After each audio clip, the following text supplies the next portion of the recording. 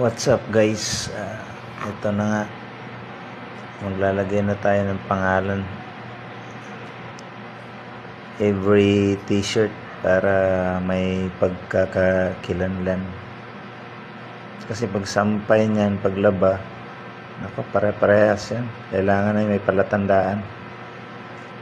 Yan. Hinahanap ko pa kung saan ko ilalagay banda. Siguro sa likuran. Yan, sinusulatan ko na ng pentel pen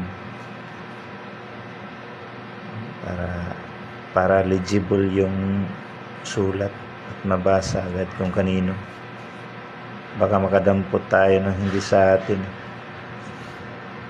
magalit pa sa atin. Pare-parehas kasi yan. Pag naglaba, nagsampay, pare-parehas lang naman kaming ganyan ang uniform. Shorts, pantalon, botak, o medyas, sapatos din, parehas lang. White, puro white, pati brief white. Kailangan may palatandaan talaga. And hindi na siguro mawawala yan, may pangalan na yan. Thank you sa panonood guys.